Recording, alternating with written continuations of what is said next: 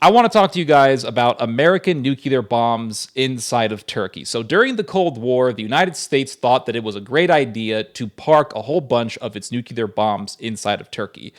In fact, America put a bunch of nuclear bombs throughout Europe, especially Germany, because America was worried that the Soviet Union was going to do a massive invasion of Europe and Turkey. And so if that were to happen, Turkey could just hit Russia with a nuclear bomb. Those bombs are still in Turkey. They are in the Incirlik military base. And America doesn't exactly have full control over these bombs. In fact, if America wanted to take these bombs out, America would have to send aircraft with the capability of holding nuclear weapons to Turkey to get those weapons out. And Turkey can fire those nukes. And so if America ever got into tensions with Turkey, those nukes would still be there. Those nukes are still going to be there, and Turkey can use them. And if Turkey ever gets the idea that America is a threat to its aspirations for global power, Turkey could hit the Americans with a nuclear bomb. I mean, what we are headed towards is a very, very capricious and dangerous and unstable situation. It is a volatile situation. Now, there was an article that came out today. It came out recently. It was published by the National Interest magazine, and it was written by a geopolitical analyst by the name of Will Smith. I know, not the actor, okay, not the actor. But Mr. Smith made some very interesting observations as to why it is very dangerous to continue to have these nukes, these nuclear bombs in Turkey. And he talked about how the United States under Biden has supported these bombs being in Turkey. And in fact, the US government just recently extended the agreement to have these bombs inside of the Turkish military apparatus. So I'll read to you guys some excerpts from the article. So it talks about these B-61 nukes in Turkey. So it says that B-61s stored at Incirlik Air Base in Turkey, which should be especially alarming for those concerned about nuclear weapons falling into the wrong hands, given Turkey's history of coup attempts, Turkish President Erdogan's waning domestic support, and Turkey's increasingly volatile foreign policies. In other words, Turkey's foreign policy is all about expanding its global hegemony. We're seeing this in Libya. We've already seen this in Syria and Iraq. We just saw this in the South Caucasus with Turkey aiding Azerbaijan in its war against the Armenians in Artsakh, with the Azeris being the victors and ultimately the Turks being the victors in this conflict. And really, Turkey using Azerbaijan as an extension of Turkish power against its historical enemy, the Armenians, who the Turks tried to exterminate during the First World War. And as I've said many times on this channel, one of the reasons as to why Turkey has a strong interest in controlling Azerbaijan is because Azerbaijan is right on the Black Sea. And right across Azerbaijan, from its coast on the Black Sea, is Central Asia, the Turkic countries. Another country that is in Central Asia is Afghanistan. And so with Azerbaijan, Turkey now has direct access into the Black Sea and therefore right into Central Asia. And it also has a direct access into Afghanistan. The Americans are leaving Afghanistan, and who's going to take the place of the Americans? It's the Turks. And the Turks are already talking about joining forces with the Pakistanis and the Hungarians to control Afghanistan. Now, the Pakistanis, we know, are a strong Muslim ally, especially in the Sunni world. And so it's obvious as to why Pakistan would join forces with Turkey. Also, Pakistan is Saudi Arabia's biggest Islamic ally, and Turkey requesting or demanding for Pakistani military support in Afghanistan, I think really is an indication it's really an indication of Turkey pulling Pakistan closer to its side and therefore further isolating Saudi Arabia, because the Turks and the Saudis are historically enemies. And that's why the Saudis are getting more and more warm with the Israelis, because Saudi Arabia is horrified of two countries. It's horrified of Turkey. It's also horrified of Iran. The biggest enemy of Iran, or one of the biggest enemies at least, is Israel. And so it makes sense that Saudi Arabia would make an alliance with the Israelis. Now, the Hungarians with the Hungarians, it's very fascinating because the Turks did have an alliance with the Austro-Hungarian Empire during World War I. So we're starting to see these historical ties come back to life. So we're seeing Turkey really pursuing this aspiration for global power and trying to make itself a global empire, a global force, a major global force again. And with the Americans becoming more and more isolationist, it's quite expected that Turkey would go down this route.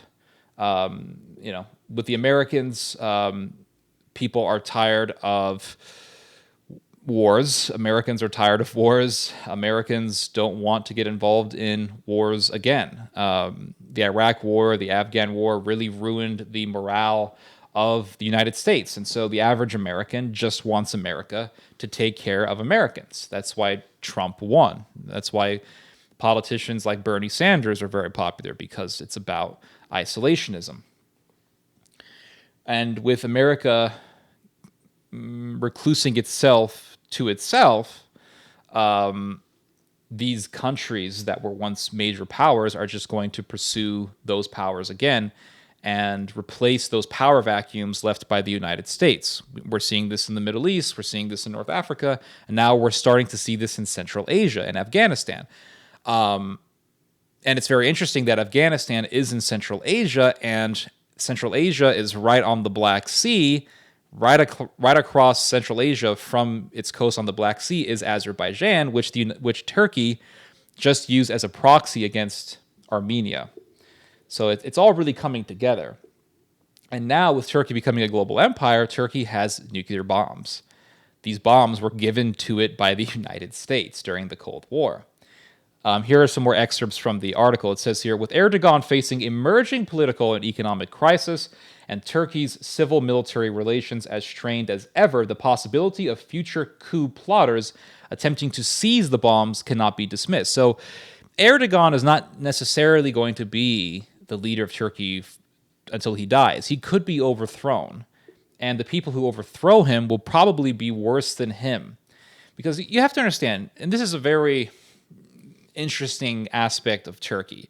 When we think of Turkey, we commonly think of an Islamic country. And yes, Turkey is most definitely, for the most part, a traditionally Muslim country. At the same time, though, Turkey has a strong sense of nationalism. It has a strong sense of ethnic pride. I remember a couple of years ago, speaking to this American guy who was a Marine, who was stationed in I want to say he was stationed in Istanbul or Ankara, one of those cities in Turkey. And he said the most racist countries that he had ever been to were Japan and Turkey. And he said that the Turks are really racist. And he said, and when I mean racist, I mean like Southern slave owner racist. Like they're really, really horrendous. And they have a very strong sense of ethnic pride and superiority. So it's not just Islam. It's Islam, but it's mixed up with racialism as well. And this is one of the things that the world saw during the First World War with the Young Turks, who were secular nationalists, overthrowing the Sultan in the revolution of, I want to say 1909 or 1908, in which they basically made the position of the Sultan very, very nominal and just figurative. And they took power. And the ideology of the Young Turks was heavily influenced by eugenists like Herbert Spencer, and they were influenced by Darwinism. And when they were exterminating the Armenians, people see, this is one thing. People talk about the Armenian genocide, and they always want to point to Islam and say, oh, it was an Islamic extermination of Christians. It was, but at the same time, there's another aspect that almost no one has factored in, and that is the fact that the people who orchestrated the Armenian genocide were not Muslim. These were atheists who hated religion and who were hardcore Darwinists. Now, the people doing the killing, yes, many of them were Islamic fundamentalists who wanted to, use the opportunity to just kill Christians because they were thirsty for blood and they were sadists. So Turkey has a very strong sense of nationalism. And so even if you overthrow Erdogan, whoever's going to replace him is going to be some crazy secular Nazi anyway. I mean, we saw this a number of years ago when the party of Erdogan, the AKP, was defeated by the nationalists, by the Republican Party in Turkey. And yes, they literally call themselves the Republicans. The Republicans defeated the AKP party, and they defeated Erdogan's party in Istanbul in the local election in Istanbul. And people thought, oh, look, this is a victory over Islamism, et cetera, et cetera. But I made the warning and I said, listen, the Republican Party in Turkey, it was founded by the guy who would support the slaughter of the Greek Christians in Smyrna, Kemal Ataturk. You're talking about a guy who supported the extermination of the Armenians. You're talking about a guy who was a young Turk, the very Freemasonic organization that orchestrated the Armenian genocide. So it's nothing to be hopeful about. So that's the thing. Turkey is one of those countries where there really are no good guys, and that's politics for the most part. So reading more excerpts from this article, it says, in addition, the security measures intended to prevent unauthorized use of the B-61s were not designed to stop members of an allied military from using them and could only delay use by a junta that gained access to the bombs. So in order for America to actually get access to these bombs, America would have to form basically a governmental force to legally go there and obtain them. And if America ever gets into a situation where it has serious tensions with Turkey, Turkey's not going to cooperate with the United States. And Turkey will more than likely use those weapons against the United States or any country that it wants to have a nuclear war with. Turkey no longer has planes. This is from the article. Turkey no longer has planes capable of delivering the B-61s and does not allow the U.S. to permanently base its own nuclear-capable aircraft at Incirlik. In other words, if the U.S. ever intended to use its B-61s based at Incirlik, nuclear-capable aircraft would first have to be flown into Turkey. This obviously severely limits the deterrent effect of the nuclear weapons based at Incirlik. Even worse, the arrival of U.S. aircraft at Incirlik for other reasons during a period of heightened tensions could make an adversary believe the U.S. was preparing for a nuclear attack, possibly even prompting a nuclear first strike in response. In the words of the U.S. European Command leadership, there would be, quote, no military downside to the unilateral withdrawal of nuclear weapons from Europe. And that's the thing. America has all these nuclear bombs in Europe and in Turkey, and Turkey really is a part of Europe to a great extent. I mean, the western half of Turkey is really just a part of Europe. I would say the eastern half as well, but that's debatable. But nonetheless, regardless of all that, America has these nuclear bombs parked in various places throughout Europe and also within Turkey. And I'm not really worried about these small European countries turning on the United States, but I am definitely worried about a country like Germany turning on the United States. And I remember writing about this, I think it was in 2019. I talked about the German military actually entertaining the idea of seriously arming their aircraft with nuclear bombs. When you have the Germans talking about arming their aircraft with nuclear weapons, that's pretty serious, because this is a country who for a long time has boasted about being pacifist and how they've gone beyond their World War I and World War II ways. And that's just proven to be a bunch of bull crap, especially after Brexit. One thing that Brexit did was it really exposed the militarist agenda of Germany. because for a long time the Germans have been talking about, making a cooperative EU coalition of military powers in order to act as a deterrent to maintain world peace. We want world peace. And the British were like, no, mate, you can't do that. No, EU military force, no. I mean, we will pay for the defense of the EU. The Brits were the biggest funders for EU defense. But we're not going to do this EU military force. We have our own militaries. We can defend each other, but we're not going to make a single army, okay, mate? Bloody hell, mate. Just calm down. Calm down, or to use a very British expression, get yourself together, mate. But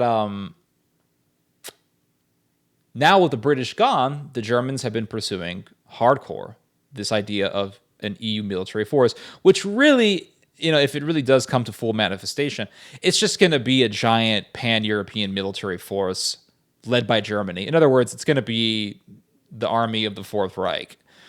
It's going to be a German military force with European auxiliaries, all under German control. And there, you have all these nuclear bombs, American nuclear bombs in Germany, American nuclear bombs in freaking Turkey. And here's the thing. This all goes back to the Cold War. In fact, a lot of the foreign policy issues that we've been dealing with over the recent decades, a lot of this goes back to the Cold War. I'll give you guys an example, and this is something that I've been thinking about for a while. So the Soviet Union controlled Afghanistan, right? And we heard about how evil the Russians were in Afghanistan, and the poor Afghans were suffering and they needed our help, et cetera, et cetera. So America decides to give weapons to the Afghans, and America formed the Mujahideen. All the stuff we complain about, ISIS, Al-Qaeda, this all goes back to the Mujahideen. The Chechens in the Caucasus, a lot of this stuff goes back to the Mujahideen in Afghanistan. And Afghanistan was where a lot of this all began, right there in Central Asia. The old saying goes, Afghanistan is where empires die, sort of thing. I think there's a lot of truth to that. The British Empire, a lot of the British Empire began to cripple in Afghanistan. The Russians, the Soviet Union crippled in Afghanistan. Looks like the Americans are going down the same road. And the Americans armed these mujahideen, all these mujahids in Afghanistan, formed the Mujahideen, and Osama bin Laden had a role in this. And together, they fought against the Soviets, crushed the Russians, and a lot of this goes back to Team B, and it goes back to Richard Pipes. A lot of this stuff goes back to Zbigniew Brzezinski and that whole Team B network that formed itself in order to contradict any sort of CIA intelligence that went counter to their Cold War agenda. And a lot of these guys had a vendetta against the Russians. And so the CIA would say, hey, Russians aren't really necessarily this huge existential threat. And then Team B would come in and say, oh, no, the Russians are really, really horrendous. Here's all the evidence. And that evidence wasn't necessarily accurate. And so at the end of the day, these people pushed the United States to arm the Mujahideen. The Mujahideen would form. Eventually, this would lead to the Taliban, and America would later on have to deal with the problem that they helped create after 9/11. So America goes to Afghanistan, does this $1 trillion war against the Taliban, and nothing gets done. America has not progressed in any way Afghanistan, right? America has not helped in any way the situation in Afghanistan. Nothing's really changed in Afghanistan. It's still a crap hole. And now the Americans are going to leave. So who's going to take in who's going to fill in the power vacuum left by the Americans? It's going to be the Turks. So this all goes back to the Cold War. And from there, you go all the way to now, where the Turks are getting prepared to control Central Asia. Again, it all goes back to the Cold War situation. And America isn't this brilliant country that a lot of people think. I mean, America America is brilliant. I mean, it controls the world, but it's not as brilliant as some people think. In fact, America has done things numerous times that has helped its enemies. You can go all the way to the time before 9/11. Two of the 9/11 hijackers, Khalid al-Midhar and Nawaf al-Hazmi, their visa information was purposefully withheld from the FBI. And the CIA purposefully did not put these guys on a watch list. And when these guys came to the United States, law enforcement knew that they were no good. They knew these guys are up to no good. But what happened? Law enforcement was told to stand down. They were told to stand down. So the deep state, the state within a state, whatever you want to call it, it does things that hurt the United States. Because what happened? You had 9/11. America goes to Afghanistan. It drains over $1 trillion. All these American soldiers die. And nothing gets done. Nothing gets done. And all it did was drain the United States psychologically and financially. And it drained the United States of well, I don't want to say drain in this context, but it ended up leading to the deaths of many American soldiers. It led to nothing good. It led to nothing good. And now it's leading to further empowering Turkey.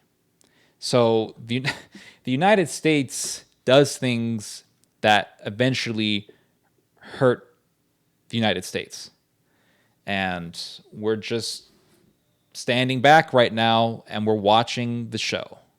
We're watching the show knowing the ending is not going to be good.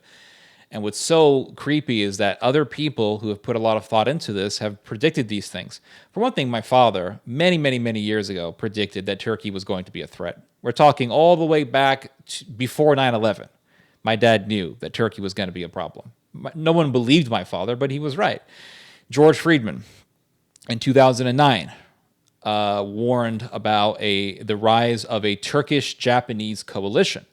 And George Friedman predicted back in 2009 that the Japanese and the Turks would hit the United States with a very, very destructive attack. And that this attack is going to be so devastating to the United States, it's going to crush our economy. But then he says that the United States will eventually build itself back up. And eventually you're going to have a Turkish, Japanese, and German alliance against the United States, and there's going to be another world war. And I think that George Friedman was definitely onto something when he wrote that. So we are just sitting back, watching this movie play out, and we know that it's not going to be a good ending. Because we've seen this script many times in history. World War I, World War II. We've seen this play out. The Turks allying with the Hungarians. We're seeing this right now. Before the Japanese were the enemies of the United States, the Americans backed the Japanese. They did. The Americans backed the Japanese. They told the European soldiers to leave Korea. America provided no security to Korea because the Americans wanted the Japanese to invade Korea because they believed that by empowering Japan, they could use the Japanese as a proxy against the Chinese and the Russians. And this was way before World War II. This happened. So we've seen this film many times, and it doesn't have a good ending. Anyway, you guys just heard some theology. God bless.